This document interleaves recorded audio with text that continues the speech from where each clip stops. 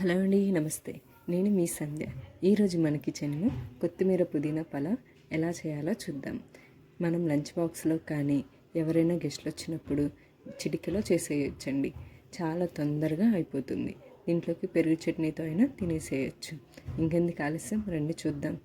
ముందుగా ఒక mixie jar తీసుకొని అందులోకి ఒక గుప్పెడు పుదీనా, ఒక గుప్పెడు కొత్తిమీర తీసుకోండి.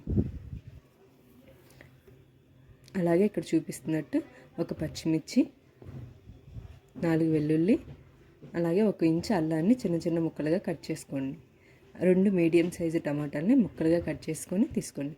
వీటన్నిటికీ కొంచెం వాటర్ యాడ్ చేస్తూ మెత్తగా ఇలా పేస్ట్ లాగా చేసి పక్కన పెట్టుకోండి.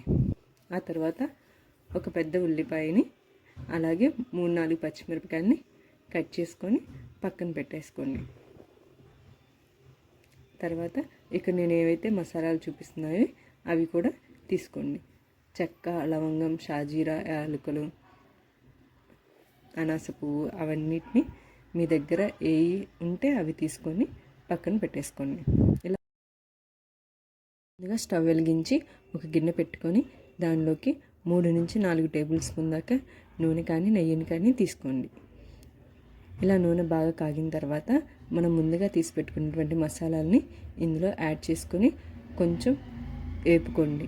అలా మసాలాలన్నీ వేగిన తర్వాత మనం కట్ చేసి పెట్టుకున్నటువంటి ఆనియన్స్ని అండ్ పచ్చిమిరపకాయలని ఇందులోకి యాడ్ చేసుకోండి. పచ్చిమిరపకాయలు వీటన్నిటిని వేసుకున్న తర్వాత బాగా ఒకసారి కలిసేలాగా కలబెట్టుకోండి. ఉల్లిపాయలు, పచ్చిమిరపకాయలు అన్నీ బాగా కొంచెం కలర్ చేంజ్ అయ్యేంత వరకు కలబెట్టుకుంటూ అన్నిటినీ ఫ్రై చేసుకోండి.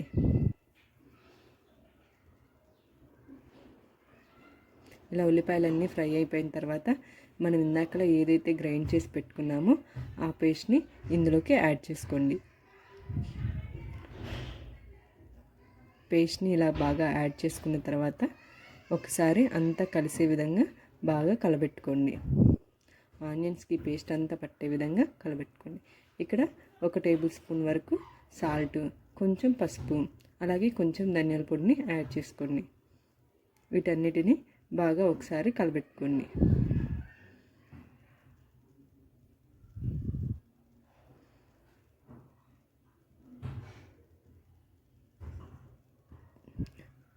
వీటన్నిటిని బాగా కలబెట్టుకున్న తర్వాత ప్లేట్ పెట్టి బాగా ఉడకనివ్వండి.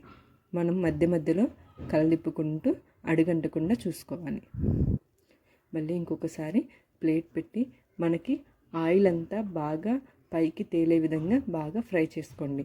ఇలా ఇక్కడ నేను చూపిస్తున్నట్టుగా మనకి ఆయిల్ అంతా పైకి తేలితే మనకి పేస్ట్ అనేది బాగా ఉడికినట్టు అండ్ టేస్ట్ కూడా చాలా బాగుంటుంది.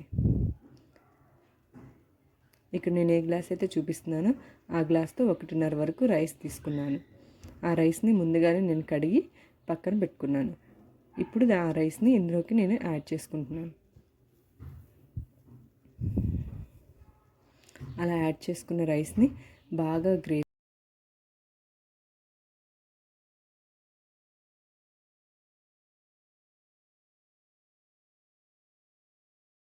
ఇక్కడ రైస్ అంతా కలిసే విధంగా ఒకసారి బాగా కలబెట్టుకున్న తర్వాత ఇక్కడ 1 టేబుల్ స్పూన్ వరకు నేను నెయ్యిని యాడ్ చేసుకుంటున్నాను. రైస్ పొడి పొడిగా బాగా కుక్ అవుతుంది.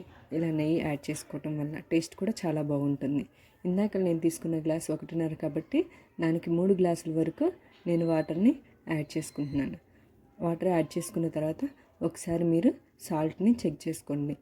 మనకి కొంచెం ఉప్పగా ఉంటే కరెక్ట్గా సరిపోతుంది. అలా సాల్ట్ అన్నీ చెక్ చేసుకున్న తర్వాత మూత పెట్టుకొని ఉడికించుకోండి. ఇలా మధ్య మధ్యలో ఒకసారి కలుపుతూ ఉండండి. మసాలా అంతా పైకి కానీ అడుగు కానీ పోకుండా పర్ఫెక్ట్గా కుక్ అవుతుంది. సో అంతేనండి, చాలా సింపుల్గా ఈజీగా మనం కొత్తిమీర పుదీనా పలావ్ని వండుకోవచ్చు. మీరు కూడా తప్పకుండా ట్రై చేయండి. ఇలా వచ్చిన తర్వాత స్టవ్ ఆఫ్ చేసుకొని ఒక 10 నిమిషాలు పక్కన పెట్టేసుకోండి. ఆ తర్వాత సర్వ్ చేసుకోండి. చాలా టేస్టీగా ఉంటుందండి. నా వీడియోస్ కనుక మీకు నచ్చినట్టయితే ప్లీజ్ లైక్, షేర్, సబ్స్క్రైబ్. ఇంకొక వీడియోతో మళ్ళీ మిమ్మల్ని కలుస్తాను. బాయ్.